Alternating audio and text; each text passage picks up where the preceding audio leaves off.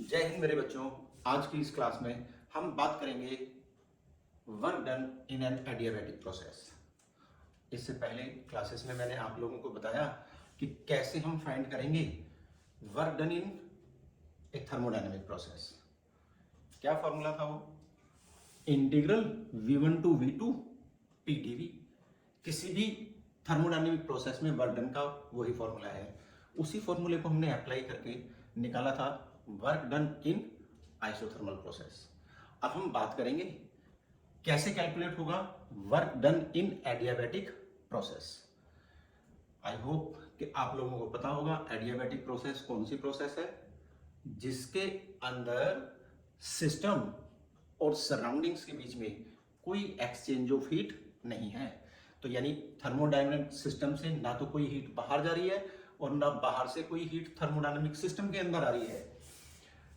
ऐसी प्रोसेस की equation of state है पी वी की power gamma is equal to constant.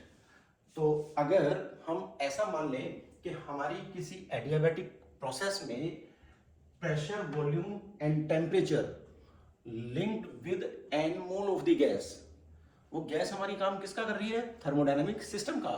और उस एन मोल गैस के प्रेशर, वॉल्यूम और टेम्परेचर बदल रहे हैं P1 V1 T1 से P2 V2 T2 तक। किसके अंदर? In an adiabatic process. तो हमें फाइंड आउट करना है कि कितना काम होगा उस गैस के ऊपर। अगर उस काम को निकालें तो सबसे पहले इक्वेशन ऑफ स्टेट लिख लेते हैं। अगर एडियाबैटिक प्रोसेस की बात करें तो for adiabatic process equation of state क्या है? P V की power gamma equal to constant. इस कांस्टेंट को फॉर टाइम बीइंग मान लो मैं k ले लेता हूं। k कांस्टेंट है। कौन सा कांस्टेंट? जो pv की पावर गामा की वैल्यू मुझे दे रहा है। दिस इज इक्वल टू, ये कांस्टेंट किसके बराबर होगा? पहली स्टेज में अगर देखें यानी इनिशियल स्टेज में अगर देखें तो प्रेशर और वॉल्यूम की वैल्यूज है P1 और V1। तो इसका मतलब ये P1 V1 की पावर गामा के भी इक्वल होगा। और फाइनल स्टेज में जो प्रेशर और वॉल्यूम की वैल्यू है वो P2 V2 है। तो यानी ये P2 V2 की पावर गामा के भी इक्वल होगा। क्यों होगा भाई ऐसा? ऐसा इसलिए क्योंकि equation of state adiabatic process की है ही पी वी की पावर गामा कांस्टेंट। यानी एडियाबैटिक प्रोसेस में किसी भी स्टेज पर प्रेशर और वॉल्यूम की पावर गामा की प्रोडक्ट कांस्टेंट रहनी है। तो इसलिए P1 V1 की power gamma is equal to P2 V2 की power gamma. It will hold true, ये ट्रू होगा। अब बात करते हैं हम वर्क डन की। तो work done in adiabatic process W is equal to, formula क्या था हमारा? Integral P dV। कहां से कहां तक? वॉल्यूम बदल रहा है V1 से लेके V2 तक। अब फिर बात आती है, यहाँ प्रेशर का इंटीग्रेशन है with respect to volume, but pressure can not be integrated with respect to volume. तो हमें क्या करना पड़ेगा? प्रेशर को वॉल्यूम की टर्म्स में लिखना पड़ेगा। कहां से लिखेंगे? इस वन से। प्रेशर हो जाएगा K अपॉन V की power gamma.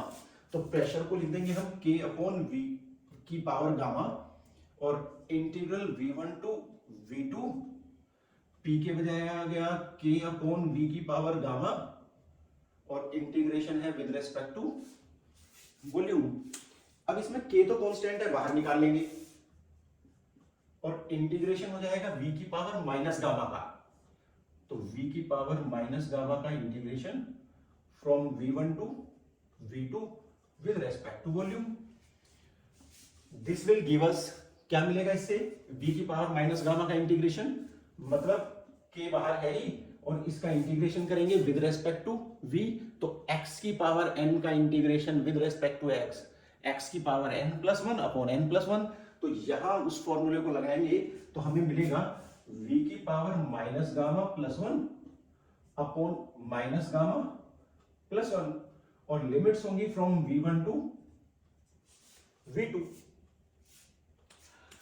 This will give us, अब यहां एक बात और समझना कि gamma is Cp by Cv, molar specific heat capacity at constant pressure divided by molar specific heat capacity at constant volume, and that is always greater than 1.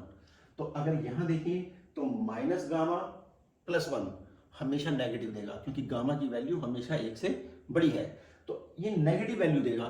तो इसको 1 minus gamma के बजाय गामा माइनस 1 कर देते हैं, और minus उसके लिए हमें क्या करना पड़ेगा, यहां से कॉमन लेना पड़ेगा, उस माइनस को अंदर ले आएंगे और upper limit minus lower limit के बजाय lower limit minus upper limit कर देंगे। इसका मतलब हम क्या करेंगे, के हमारा बाहर है और माइनस गामा प्लस 1 के बजाय मैंने कर दिया गामा माइनस 1, माइनस बाहर ले लिया, उस माइनस को कहां ले जाता हूं, upper limit minus lower limit में, उल्टा हो जाएगा, क्या हो जाएगा, lower limit minus upper limit, तो ये हो जाएगा v1 की power minus gamma plus 1 minus v2 की पावर माइनस गामा प्लस 1। मेरे बच्चों शायद बात समझ में आई होगी कि मैंने क्या किया, इस नेगेटिव साइन को इंक्लूड करने के लिए जो मैंने यहां से कॉमन लिया था, लिमिट्स को उल्टा पुट कर दिया, क्योंकि आना था v2 माइनस v1, और मैं अगर बाहर से माइनस अंदर लेके जाऊंगा तो हो जाएगा v1 माइनस v2, तो मैंने पहले ही कर दिया lower limit minus upper limit. This will give us, अब ये जो k है, k की वैल्यू ये p1 v1 की पावर गामा भी है, k की वैल्यू p2 v2 की पावर गामा भी है, तो मैं क्या करता हूं, इस v1 के साथ वैल्यू डाल देता हूं p1 v1 की पावर गामा, तो मेरे पास बचेगा 1 अपॉन गामा माइनस 1 और k इंटू दिस, तो k की वैल्यू डाली मैंने p1 v1 की पावर गामा और इंटू v1 की power minus gamma plus 1 minus v2 के साथ मैंने k की वैल्यू डाली p2 v2 की पावर गामा इंटू v2 की पावर माइनस गामा प्लस 1। इससे मेरे पास एक्सप्रेशन आया w इज इक्वल टू, यहां से आप देखें v1 की पावर गामा और v1 की पावर माइनस गामा कैंसिल, और बचेगी बस v1 की पावर 1, तो यानी मेरे पास बचेगा p1 v1 minus p2 v2 upon gamma minus 1, तो ये नंबर 2 हो गया। इसको और थोड़ा हम मॉडिफाई कर सकते हैं, क्योंकि हमारे पास है आइडियल गैस इक्वेशन, और वो आइडियल गैस इक्वेशन क्या बोलती है, तो फ्रॉम आइडियल गैस इक्वेशन हमारे पास है PV is equal to nRT, और यहां इससे हमें क्या पता चलता है, इससे पता चलता है कि P1 V1 हो गया nRT1, क्योंकि जब प्रेशर और वॉल्यूम P1 V1 है तो टेम्परेचर क्या है T1, तो P1 V1 हो गया nRT1 एंड P2 V2 हो गया nRT2। अगर मैं यहां P1 V1 के बजाय nRT1 डालूं, P2 V2 के बजाय nRT2 डालूं, तो मुझे मिलेगा W is equal to nRT1 minus nRT2 upon gamma minus 1। और इस तरह से अगर हम देखें तो हमारे पास एक्सप्रेशन आ जाते हैं W के लिए, या तो ये या फिर ये, इसमें से क्या करूंगा, nR को कॉमन ले लूंगा, तो इसका मतलब मेरे पास एक्सप्रेशन आ जाएंगे P1 V1 minus P2 V2 upon gamma minus 1, या फिर यहां से देखूं nR कॉमन लूं तो nR upon gamma minus 1 T1 minus T2। तो इसमें से अगर मुझे प्रेशर और वॉल्यूम दिए हैं, साथ में गामा दिया है, तो मैं ये पहला एक्सप्रेशन लगा के वर्क डन निकाल लूंगा। अगर मुझे इनिशियल और फाइनल टेम्परेचर दिए हैं, गामा दिया है, तो मैं इस वाले एक्सप्रेशन को लगा के वर्क डन निकाल लूंगा। तो ये एक्सप्रेशंस रहेंगे work done in an adiabatic process के लिए। मेरे बच्चों, अब हम अप्लाई करके देखेंगे work done in adiabatic process के इस फॉर्मूले को जो हमने अभी ऑब्टेन किया। देखते हैं, हमारे पास एक क्वेश्चन है, जेई मेंस 2021 में पूछा हुआ, और क्या बोलता है ये कि हमारे पास एक सैंपल ऑफ गैस है जिसका गामा 1.5 है, और ये एडियाबैटिक प्रोसेस में इसका वॉल्यूम चेंज करते हैं हम 1200 सेंटीमीटर क्यूब से 300 सेंटीमीटर क्यूब तक।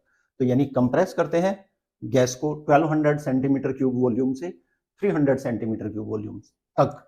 और इसका इनिशियल प्रेशर हमें दिया है 200 किलो पास्कल। हमें निकालना है work done by the gas in the process. तो इस प्रोसेस में गैस ने कितना काम किया या गैस पे कितना काम हुआ, लेकिन इसने यहां पूछा है कि गैस ने कितना काम किया। बात आएगी कि अब हम कौन सा फॉर्मूला यूज करें, टेम्परेचर वाला या प्रेशर वॉल्यूम वाला। तो यहां देखें तो क्वेश्चन में उसने प्रेशर और वॉल्यूम की ही बात की है, तो हमने प्रेशर और वॉल्यूम वाला फॉर्मूला ही यूज करना पड़ेगा। सबसे पहले किसी भी क्वेश्चन को सोल्व करने के लिए हमें करना क्या होता है, हमने उस क्वेश्चन में क्या क्या क्वांटिटीज हमें दी हैं और क्या हमें फाइंड आउट करनी है, उनको नोट करना होता है। तो सबसे पहले हम नोट करते हैं कि हमारे इस क्वेश्चन में हमें क्या क्या दिया है। सबसे पहले दिया है उसने गामा, और गामा दिया है सैंपल ऑफ गैस का 1.5। उसके बाद हमें दिया है यहां उसने वॉल्यूम, और ये इनिशियल वॉल्यूम है। इनिशियल वॉल्यूम V1 मान लेते हैं कितना 1200 सेंटीमीटर क्यूब। लेकिन क्या सेंटीमीटर क्यूब वॉल्यूम की SI यूनिट है? नहीं, SI यूनिट तो मीटर क्यूब है। तो फिर हमें क्या करना पड़ेगा, इस सेंटीमीटर क्यूब को मीटर क्यूब में कन्वर्ट करना पड़ेगा। कैसे? सेंटीमीटर क्यूब है centimetre into centimetre into centimetre, और 1 सेंटीमीटर इज 1/100 मीटर। तो इसका मतलब 1/100 metre into 1/100 metre into 1/100 metre, और ये 100 डिनोमीटर में कितनी बार आ गया? 3 बार, हो गया 10 की पावर 6। तो इसका मतलब हमें इसको 10 की पावर 6 से डिवाइड करना पड़ेगा, और वॉल्यूम फिर हो जाएगा 1200 इंटू 10 की पावर -6 मीटर क्यूब। अब उसने हमें दिया है फाइनल वॉल्यूम। फाइनल वॉल्यूम कितना है? 300 सेंटीमीटर क्यूब। तो V2 हमारा हो जाएगा 300 सेंटीमीटर क्यूब, मतलब 300 इंटू 10 की पावर -6 मीटर क्यूब। लास्ट बात जो हमें दी है वो दिया है इनिशियल प्रेशर, और इनिशियल मतलब 1, तो ये हो जाएगा P1, और 200 किलो पास्कल, किलो मींस 10 की पावर 3, 10 की पावर 3 किलो से आए, 2 जीरो ये हो गई, तो ये हो गया 2 इंटू 10 की पावर 5 पास्कल। अब P1 है, V1 है, V2 है, गामा है, लेकिन क्या नहीं है अभी? Formula for work done in adiabatic process apply करने के लिए कौन सा formula? W is equal to P1V1 minus P2V2 upon gamma -1। तो इस फॉर्मूले को अप्लाई करने के लिए हमारे पास अभी P2 नहीं है।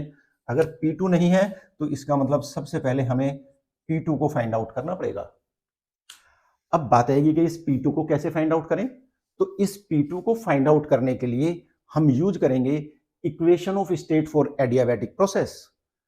Equation of state adiabatic process की क्या बोलती है?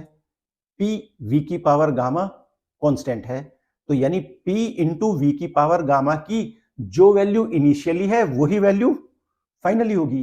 तो इसका मतलब by equation of state for adiabatic process क्या मिलेगा हमें?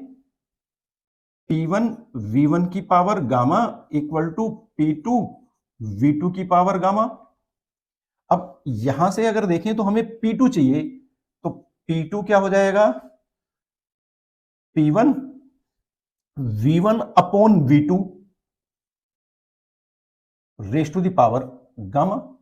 दोनों की पावर गामा ही तो है, तो एक साथ क्लब करके लिख दिया मैंने, V1 upon V2 raise to the power gamma.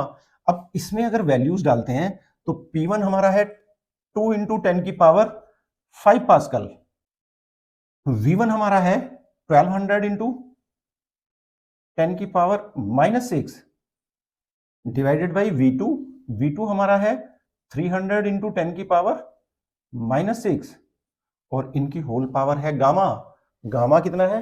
1.5, तो ये हो गया 1.5। अब 1.5 क्या है? 3/2, तो इसको हम लिख सकते हैं 2 इंटू 10 की पावर 5 मल्टीप्लाइड बाई 10 की पावर -6 से 10 की पावर -6, 2 जीरो से 2 जीरो, 12/3 4, तो यानी 4 की पावर 3/2। अगर 4 की पावर 3/2 है तो इसको लिख सकते हैं 4 की पावर हाफ की पावर 3। 3 इंटू हाफ क्या हो जाएगा 3/2। अब 4 की पावर हाफ का मतलब 4 का अंडर रूट ऑफ 4 हो जाएगा 2, और 2 की पावर 3 करेंगे तो 8, और 8 टू जा 16। तो इसका मतलब हमारे पास P2 की वैल्यू आएगी 16 इंटू 10 की पावर 5 पास्कल, यानी 1600 किलो पास्कल। तो अगर ये P2 आ गया हमारे पास, तो अब हमारे पास इस फॉर्मूले के लगाने के लिए जो भी क्वांटिटीज चाहिए सारी क्वांटिटीज हैं। अगर सारी क्वांटिटीज हैं तो हम इस फॉर्मूले को अप्लाई करके निकाल देते हैं। Work done in adiabatic process W is equal to P1 V1। P1 हमारा था 2 इंटू 10 की पावर 5, और V1 है हमारा 1200 इंटू 10 की पावर -6, माइनस P2 हमारा अभी हमने कैलकुलेट किया 16 इंटू 10 की पावर 5 इंटू V2 300 इंटू 10 की पावर -6 अपोन में क्या आया गामा -1। अगर गामा -1 आया तो गामा हमारा 1.5 -1, दिस इज इक्वल टू, देखते हैं यहां 10 की पावर 5 है या माइनस का 6 है, तो यहां से एक जीरो यहां ले आते हैं, 10 की पावर प्लस का 6, 10 की पावर माइनस का 6 कैंसिल हो जाएंगे, और एक जीरो जाने के बाद बचेगा ये 120, 122 जा 240, तो ये पहली टर्म तो बचेगी 240। इधर देखें तो एक जीरो यहां से फिर इसमें ले आते हैं, 10 की पावर 6 हो जाएगा, -6 कैंसिल हो जाएंगे, यहां बचेगा 30 इंटू 16। अब 30 इंटू 16, 16 3 जा 48, तो ये हो जाएगा 480, -480 डिवाइडेड बाई 1.5 -1 यानी 0.5, और 0.5 को हम लिख सकते हैं 1/2। अगर इसे 1/2 लिखते हैं तो इसका डिनोमिनेटर कहां पहुंच जाएगा ऊपर, और हमारे पास आ जाएगा work done W is equal to -240, because 480 -240 will be 240, but will be of negative sign क्योंकि नेगेटिव बड़ा है, तो -240 इंटू 2, और ये हो जाएगा -480 जूल। तो मेरे बच्चों शायद आपको समझ में आया होगा कि जो formula work done in adiabatic process के लिए हमने ऑब्टेन किया उसको हम क्वेश्चंस में कैसे अप्लाई कर सकते हैं।